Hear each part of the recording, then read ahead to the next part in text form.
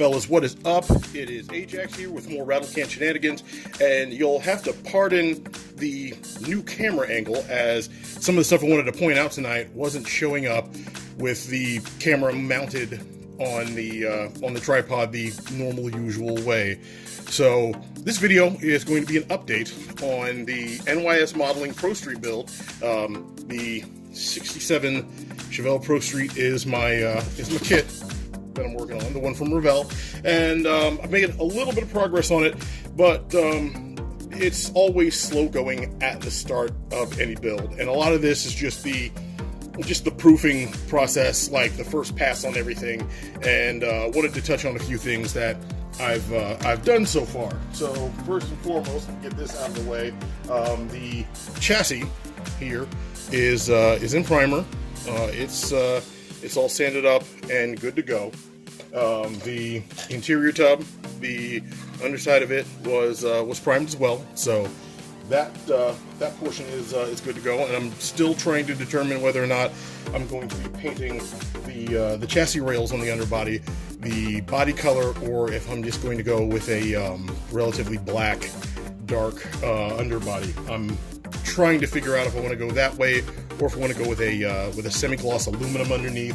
I'm still on the fence as far as which direction I'm going. I've got a color in mind, and I plan on trying to keep it relatively close to the look of the car on the package art, but I'm still not 100% certain on some of the other things that I'm doing here. Anyhow, I've also got the body. The body is in primer. This is the Tamiya white primer, and the main reason I did this was a proofing round. You'll notice here, one of the first things, let me grab a pointer real quick. You'll notice here that the door handles are gone. That was one of the first things that I worked on when I went over the body, identifying mold lines, all sorts of different injector pin marks, the usual things that you look for when you're working on your model kit and you're trying to square away the body, because the body being the largest part of the kit that's immediately visible is the part that you want to get as best you can. So you can see here I removed the door handles, also removed the Super Sport badging here on the rear end. Did that on both sides, and as you can also may or may not be able to tell here, can't tell how well the camera's picking it up, but also scribed the trunk and the door panels as well. So those are all really solid. But because I'm a genius, I also ran into some issues here. Again, it doesn't look like that's focusing for you guys, and I apologize for that. But yeah, I had a couple of issues where I basically wasn't looking at the area I was scribing, and put my scriber along this indentation along the trailing edge here instead of in the door jamb, and that sucked. So I primed so that I could double check and make sure that this spot was good, and it's needs a little bit of work. I don't know if I can get that to show up, because I'm not sure if it'll quite pick up. Yeah, you can also see there's some hair in there and stuff initially, where it's the initial pass, so I'm not all that concerned about it, but there's a little bit of an indentation right down in that area that I'm not 100% satisfied with. So I'm going to do another pass, make sure that I've got all that all taken care of, get some of the little boogers out of the primer, and then hit it with a gray primer that'll then like wet sand and get super smooth and ready for paint.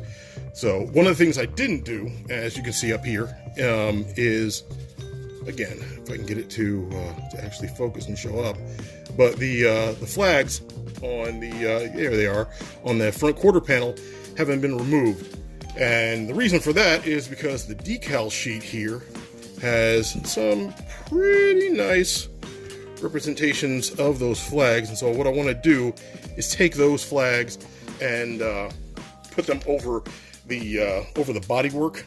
My plan is to give the car a coat of paint and then before I clear it, I'll put those decals in place, and hopefully with some setting solution, I'll be able to get them to lay down and look like an actual emblem as opposed to just a sticker. So that is that. Yeah, I got the hood primed as well, and it is fit and ready to go. So yeah, once I wet sand these and hit them with another round of primer, I should be able to put some paint on the body. The interior bits and bobs, I'm still working on these seats. As you can see there, hopefully, yeah, the light's picking it up. You can see that I've puttied those seats, and I'll be sanding them after this video. And then my engine block. The engine block this is one of my pet peeves, because this is one of those engine blocks that comes in two halves with the oil pan molded in, as opposed to two block halves and then a third separate oil pan, so that you don't get the unsightly mold lines that you otherwise pick up, like in this area here. Now, underneath, what I've done is I've actually puttied that. If I can get it to focus for you, yeah, you can see there the shiny area is where the putty's at, and I've already come in and sanded this area here on the transmission to get rid of that mold line. I didn't use a traditional putty, however. What I did use is right over here. And yeah, it is Tamiya extra thin cement. But it's not just extra thin cement, as we all know that our extra thin cement is actually quite clear, and a couple little floaters in there. Hello. Yeah, but it isn't this milky, gross substance here. What I've done, and I saw this in a video a long time ago, and I don't remember who to credit, so forgive me for not giving credit where credit's due, but as you can see here, that's actually a bunch of melted styrene that I dropped into the remaining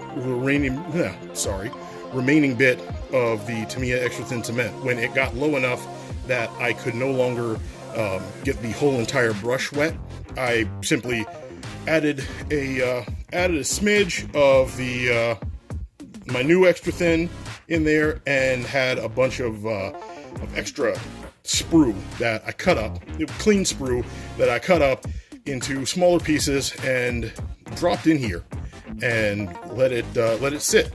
It dissolved, and it now works as a putty that thankfully doesn't go in and shrink on you. So as you can see here, again, the places where it is shiny is actually where the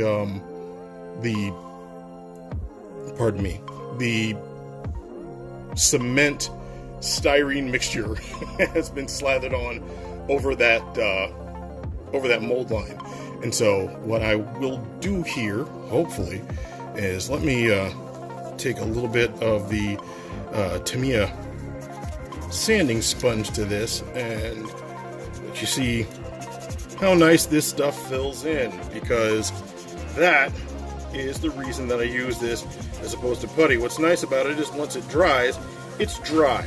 Like, you don't have to worry about coming back and waiting for it to shrink or waiting for it to gas out or air out or whatever.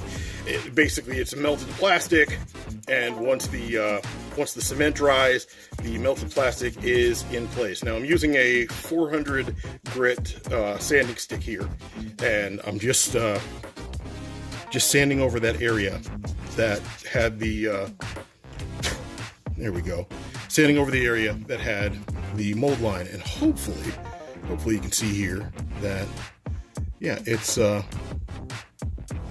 is filled in very, very well. One of the nice things about it is, while you can still see the slightly darkened area where the cement styrene mixture putty stuff that I made is, as I run the pointer over it, you can see that clearly it doesn't catch on any of that part there. So, as I was saying, when you've sanded this, while you can see the area where the putty has discolored or made a different colored different colored splotch there, you can see that when I run my pointer over it, it's no longer catching or running over everything. That is smooth, and when I prime it, which I'll show in a later video, you'll see that mold line is completely gone, and that's what we want, as opposed to like up here up front where the water pump will be covering things, which is why I didn't bother. See if there we go. I didn't bother doing anything to this, but you can see, like, yeah, the mold line is still very, very, very prevalent, and here we not so much. Nothing catching. So in a really good spot with that. This is pretty much the long and the short of what I've got on the kit. After I finish this video, I'm of course going to finish sanding the block and sanding this body so that I can wash it and get it ready for the next round of primer. As far as other things going on, I want to say congratulations again to my the winners in my 500 subscriber giveaway.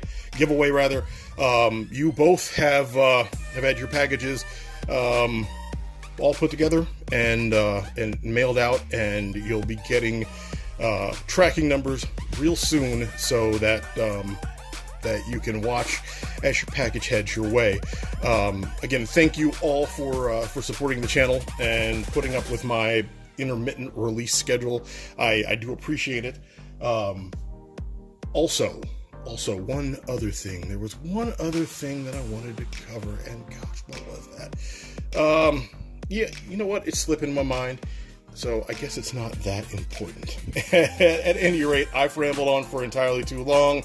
I've had to splice video together, so instead of having you sit here while I rack my brain and try and figure out what that one more thing is, I'm going to cut this short and wish you guys a pleasant rest of the evening.